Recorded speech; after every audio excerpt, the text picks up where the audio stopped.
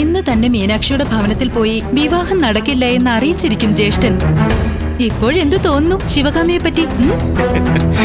നിന്റെ സാഹസിക ബുദ്ധിയെക്കുറിച്ച് തികഞ്ഞ മതിപ്പാണ് എനിക്ക്. എന്നാലും മണിമേഖല ചേച്ചിയെ വിവാഹം കഴിക്കാന്ന് പച്ചമാൽ ചേട്ടൻ സമ്മതിച്ചില്ലല്ലോ. അതിനി എന്തിനു പ്രത്യേകിച്ച് സമ്മതിക്കണം? മീനാക്ഷി ഒഴിവാക്കിയ പിന്നെ മണിമേഖല തന്നെ ആയിരിക്കുമല്ലോ ജ്യേഷ്ഠന്റെ വധു. എന്താ അക്കാര്യത്തിൽ സംശയമുണ്ടോ?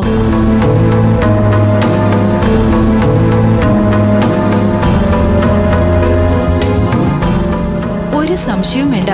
നമ്മുടെ തറവാട്ടുകാരുടെ മുൻകൂർ തീരുമാനങ്ങൾ യാഥാർത്ഥ്യമാവാൻ പോവാ. മണിമേഖല പച്ചൈമാൽ, അഴകേശൻ ശിവകാമി.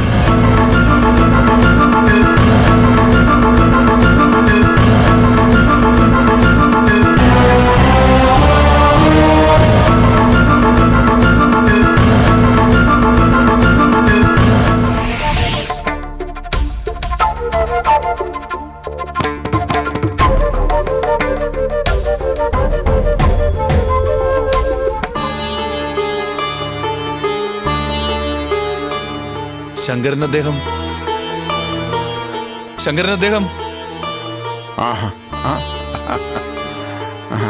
നമസ്കാരം. നമസ്കാരം. വരൂ, അകത്തേക്കിരിക്കാം. വേണ്ട, ഞാൻ അത്യാവശ്യം ഒരു കാര്യം പറയാൻ വന്നതാ. എന്താ പച്ചേമാലെ, മുഖത്തൊരു പരിഭ്രാന്തി? എന്തു പറ്റി? ഇവിടെ വന്ന് പെണ്ണ് കാണാനോ ചോദിക്കാനോ എന്റെ അമ്മയും സഹോദരിയും വരില്ല. അവർക്ക് ഈ വിവാഹബന്ധം ഇഷ്ടമല്ല.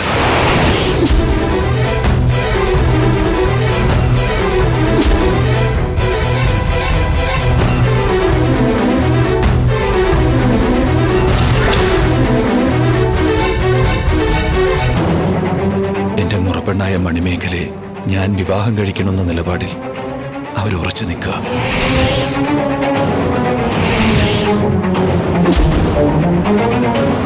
ആ വിവാഹത്തിന് ഞാൻ വിസമ്മതിച്ചാൽ എന്റെ സഹോദരി ശിവകാമിയും മുറച്ചെറുക്കനായ അഴകേശനും തമ്മിലുള്ള വിവാഹം നടക്കില്ല.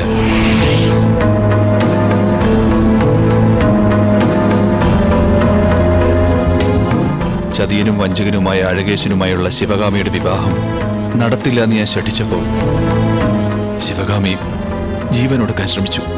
വാതിൽ ബലമായി ചവിട്ടി തുറന്ന് വേണ്ടത് ചെയ്തില്ലായിരുന്നെങ്കിൽ ശിവകാമി ഇപ്പോ ജീവനോടെ ഭൂലോകത്തുണ്ടാകുമായിരുന്നില്ല.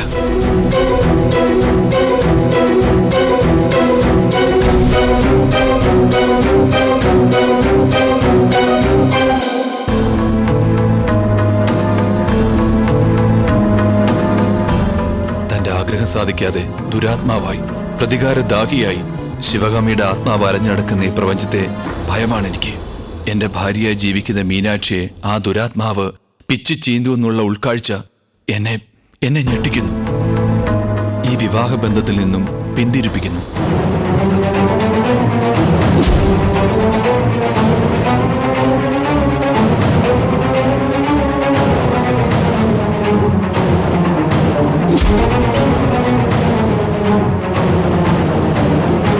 അങ്ങ് മീനാക്ഷി എനിക്ക് മാപ്പ് തരണം.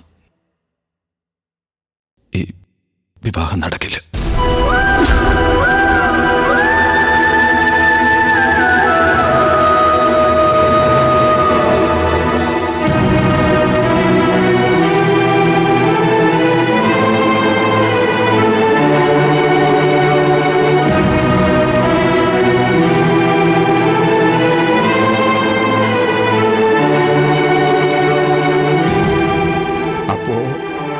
ഭഗവാൻ നിങ്ങൾക്ക് നൽകിയ അരുളപ്പാടിന് ഒരർത്ഥവും വിലയും ഇല്ലെന്നാണോ? അരുളപ്പാട് മഹാദേവന്റെ പക്കൽ മാനവരാശിയുടെ ശിരോലിഖിതങ്ങൾ കുറിച്ചിട്ട അനന്തമായി നീളുന്ന ഒരു ഓലച്ചുരുളുണ്ട്.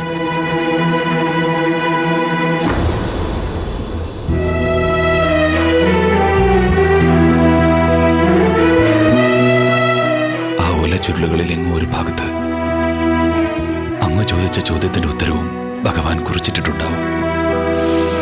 ശംഭോ മഹാദേവ.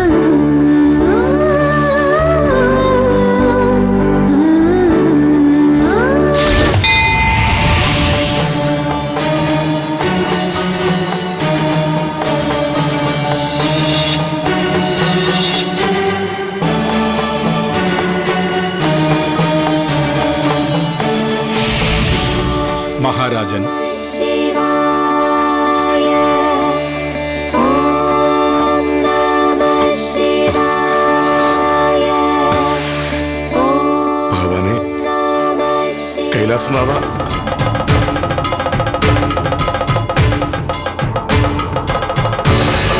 ഭഗവാനെ, അങ്ങ് വീണ്ടും നമുക്ക് ദർശനം നൽകിയല്ലോ. പ്രജാക്ഷേമ വിരുദ്ധമായി അടിയനൊന്നും പ്രവർത്തിച്ചിട്ടില്ലാത്തതിന്റെ പുണ്യഫലം. അതെ, മഹാരാജന്റെ പ്രജാക്ഷേമ താൽപര്യം നമ്മെ വല്ലാതെ ആനന്ദിപ്പിക്കുന്നു. പ്രജകളുടെ ആഗ്രഹ സാക്ഷാത്കാരം നടത്തുന്ന അങ്ങയെ ഒരു ദൗത്യമേൽപ്പിക്കാനാണ് നാം വന്നത്. കൽപ്പിച്ചാലും മഹാദേവ. പച്ചൈമാലും മീനാക്ഷിയും ഭാര്യാഭർത്താക്കന്മാരായി ഒരുമിച്ച് ജീവിക്കാൻ വിധിക്കപ്പെട്ടവരാണ്. പക്ഷേ അവരുടെ ബന്ധത്തെ പച്ചൈമാലിന്റെ മാതാവും സഹോദരിയും ശക്തമായി എതിർക്കുന്നു. വിവാഹം നടക്കില്ലെന്നറിഞ്ഞ മീനാക്ഷിയും പിതാവും ദുഃഖസാഗരത്തിലും. അവരുടെ ദുഃഖമകറ്റാൻ രാജാവെന്ന നിലയിൽ അങ്ങയ്ക്കും ചുമതലയില്ലേ? അതേ ഭഗവാനെ, നാം എന്താണ് ചെയ്യേണ്ടതെന്ന് അരുളി ചെയ്താലും. കുമുദവല്ലിയുടെയും ശിവകാമിയുടെയും മണിമേഖലയുടെയുമൊക്കെ എതിർപ്പിന്റെ മുനയൊടിക്കാൻ അങ്ങയുടെ രാജകൽപ്പനയ്ക്ക് കഴിയൂ. അങ്ങിടപെട്ട് ആ വിവാഹം നടത്തിക്കൊടുത്താലും. അങ്ങയുടെ അഭീഷ്ടം പോലെ. മംഗളം ഭവിക്കട്ടെ.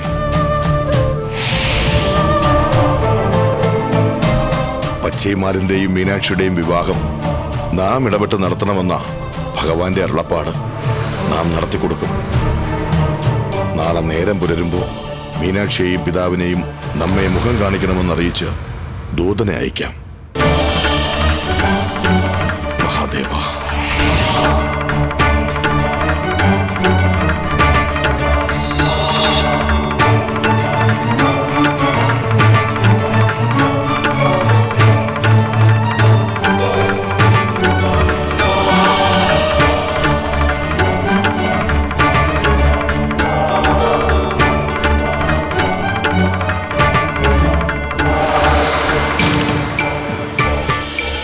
ഇവിടെ ആരുമില്ലേ?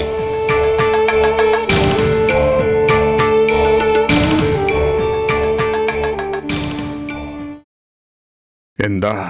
നിങ്ങളും നിങ്ങളുടെ മകളും ഉടനെ മഹാരാജനെ മുഖം കാണിക്കണമെന്ന് കൽപ്പനയുണ്ട്.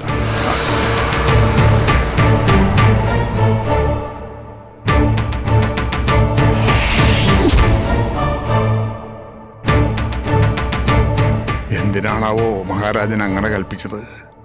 അടിയങ്ങൾ എന്തെങ്കിലും കുറ്റം ചെയ്തതായി? അതൊന്നും അറിയില്ല. രാജകൽപ്പന അനുസരിക്കുക.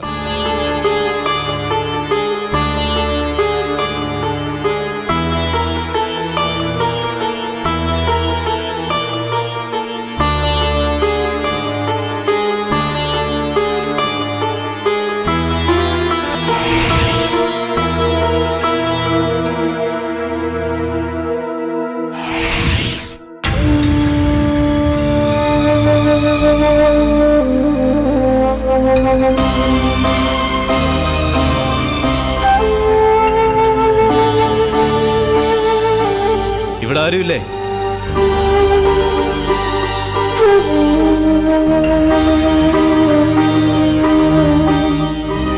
ഇവിടെ ആരുമില്ലേ?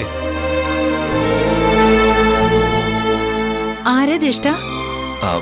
കൊട്ടാരത്തിൽ നിന്ന് ഭടനാണെന്ന് തോന്നുന്നു.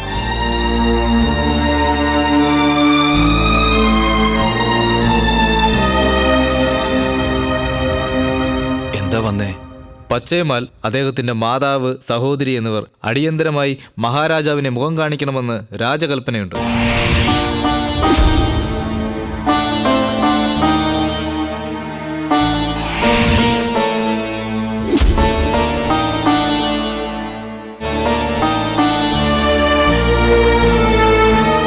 ഞങ്ങളെന്തിനാ രാജാവിനെ മുഖം കാണിക്കുന്നേ? അതിന് മാത്രം ഞങ്ങൾ എന്ത് തെറ്റാ ചെയ്തേ? അതൊന്നും എനിക്കറിയില്ല. നിങ്ങളോട് മുഖം കാണിക്കാൻ കൽപ്പനയുണ്ട്. മഹാരാജനെ മുഖം കാണിക്കുന്നതിൽ നിന്നും സ്ത്രീകളെ ഒഴിവാക്കിക്കൂടെ? അതെ, ജ്യേഷ്ഠൻ വന്ന് മുഖം കാണിക്കും. മൂവരും മുഖം കാണിക്കണമെന്നാണ് കൽപ്പന. രാജകൽപ്പന അനുസരിക്കണം. നിങ്ങൾ പൊയ്ക്കുള്ളൂ, ഞങ്ങൾ ഉടനെ എത്തിയേക്കാം. ആ, ശരി.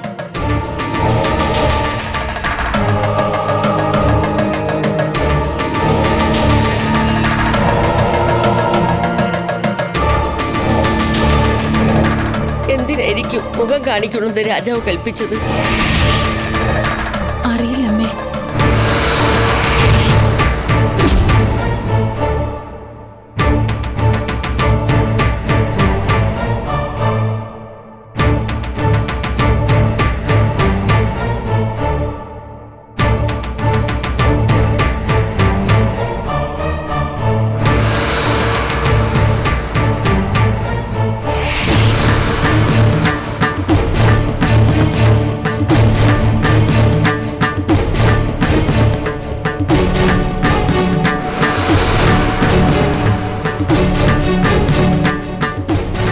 പ്രണാമം മഹാരാജൻ.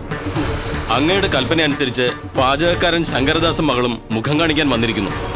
കടന്നു വരാൻ പറയൂ. കൽപ്പന പോലെ വരാൻ പറയൂ. അടിയൻ.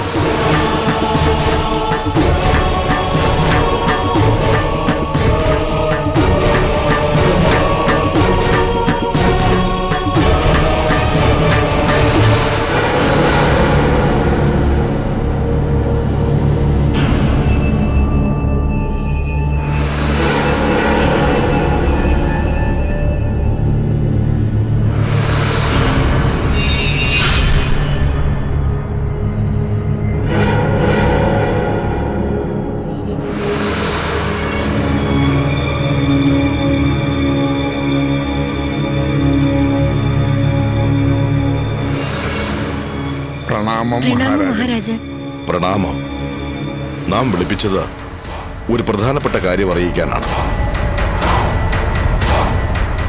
ശിവഭക്തരായ ശങ്കരദാസിന്റെയും മീനാക്ഷിയുടെയും ആഭ്യന്തര കാര്യത്തിൽ മഹാദേവ പെരുമാളിന് ചില നിശ്ചയങ്ങളൊക്കെ ഉണ്ട്.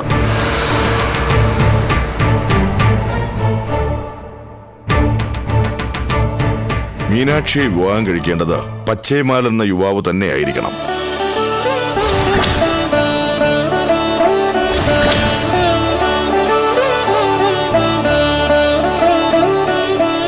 ഇത് നമ്മുടെ കൽപ്പനയല്ല. സാക്ഷാൽ ശിവപെരുമാൾ നമുക്ക് സ്വപ്നദർശനത്തിലൂടെ നൽകിയ അരുളപ്പാടാണ്. അത് നടന്നിരിക്കണം.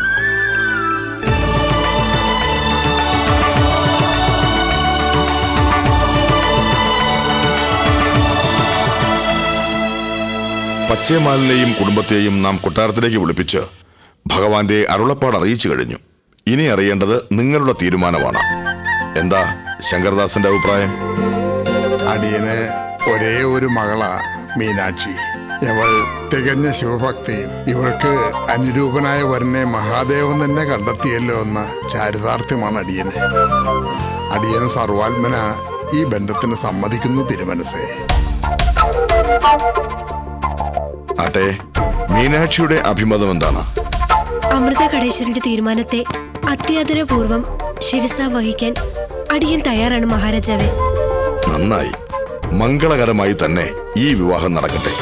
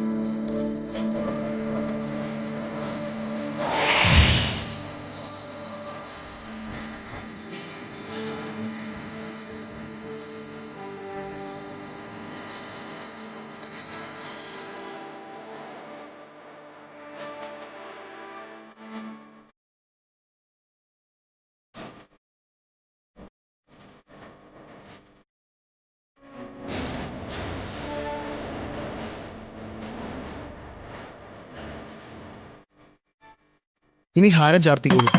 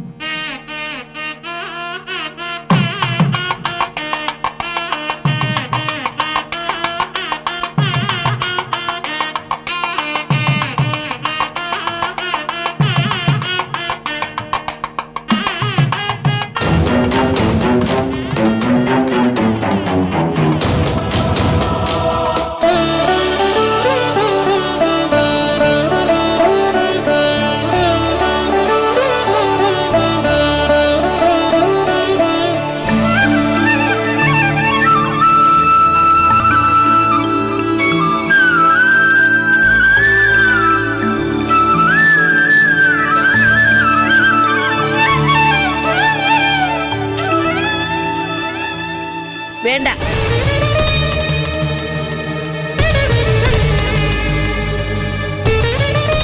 ഞങ്ങൾക്ക് ഇഷ്ടമില്ലാത്ത ഒരു വിവാഹം നടക്കുമ്പോ അത് പേരിനല്ലാതെ മനസ്സുകൊണ്ട് പങ്കെടുക്കാൻ ഞങ്ങൾ തയ്യാറല്ല.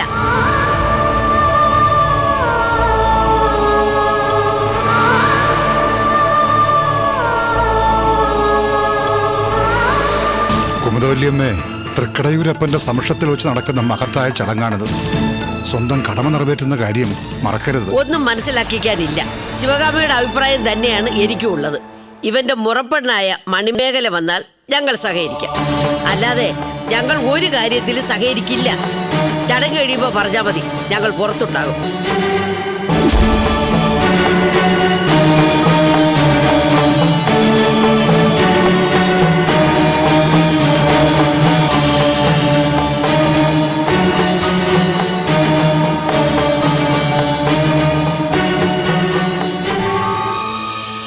അച്ഛൻ, അമ്മയുടെ സഹോദരിയുടെ അപമര്യാദയ്ക്ക് ഞാൻ അച്ഛനോട് മാപ്പ് ചോദിക്കുന്നു. അച്ഛനൊന്നുകൊണ്ട് വിഷമിക്കരുത്. മീനാക്ഷിക്ക് ഞാനുണ്ട്. അറിയാം മകനെ, സ്നേഹനിധിയായ ഭർത്താവും കാരുണ്യവാനായ തൃക്കടയൂരപ്പനും മതി. അവർ രണ്ടുപേരും മതി എൻ്റെ മകൾക്ക്, ധാരാളം മതി.